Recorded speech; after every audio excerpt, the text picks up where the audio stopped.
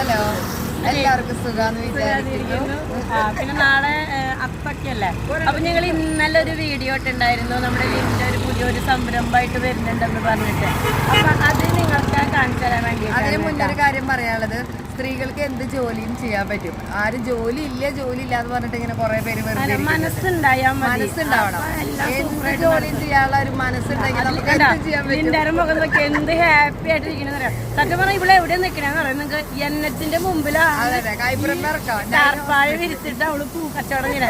സത്യം പറഞ്ഞാൽ ഞാൻ കണ്ടപ്പോ ഞാൻ തന്നെ ദൈവം ഇവിടെ തൊലിക്കട്ടെ പാറെന്ന് പറഞ്ഞു. അതങ്ങനെയാണ് കേട്ടോ. അതെന്താന്നറിയാം, ഒരു പാഷനാണ്, അല്ലാതെ മണി ഏൺ ചെയ്യണതല്ല, ഒരു പാഷനാണ് ഇത്. ഇത് വല്ലാത്ത പ്രശ്നം. എല്ലാവരും ഇതൊക്കെ അനുകരിക്കണം, നല്ലതായിരിക്കും. 10 രൂപ കയ്യിലുണ്ടാക്കും ചെയ്യാം. കമോൺ, നിങ്ങൾ കാണിച്ചു തരാം കേട്ടോ ഇവളുടെ പൂ കച്ചവടം.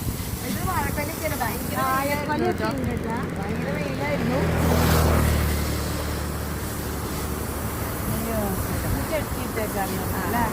ഇതൊക്കെ നോക്കിക്കോ. ശർക്കര ഉപ്പേരി, കായമെടുത്തത്, പൂക്കളൊക്കെ കുറേ ഉണ്ടായിരുന്നു. പക്ഷെ ആൾക്കാർ നന്നായി സപ്പോർട്ട് ചെയ്യുന്നുണ്ട് കേട്ടോ. കുറേ പൂക്കളൊക്കെ പോയി. നിങ്ങൾ ഈ വഴി കൂടെ ഒക്കെ പോകുമ്പോ ഇവളെ സപ്പോർട്ട് ചെയ്തോളം പൂവൊക്കെ വാങ്ങിച്ച് 10 ദിവസം അത്തം തൊട്ടുള്ള 10 ദിവസം പൂവൊക്കെ ഇട്ടിട്ട് ഇവളെ ഒന്ന് സപ്പോർട്ട് ചെയ്തോളൂ കേട്ടോ. Okay, bye, thank you. എല്ലാവർക്കും സുഖാന്ന് വിചാരിക്കുന്നു. വീഡിയോ കാണുന്നവർ സബ്സ്ക്രൈബ് ചെയ്യണം. ഞാനിപ്പോ ബൈപ്പാസ് എന്താ പറയാ NH റോഡിലാണ് നിക്കണേ. കൈപ്പുറമ്പ് റോഡ് കാണിച്ചു കൊടുക്കും വിജി. അതുണ്ടല്ല നമ്മളെ എന്ത് ജോലി ചെയ്യുന്നു എന്നല്ല, ചെയ്യുന്ന ജോലിക്ക് ഒരു മഹത്വം വേണം. ഇതെന്റെ ഒരു പാഷനായിട്ട് ചെയ്യുന്നതാണ് കേട്ടോ. എന്നെ കാണാനുണ്ടാവുമല്ലേ? അതെ.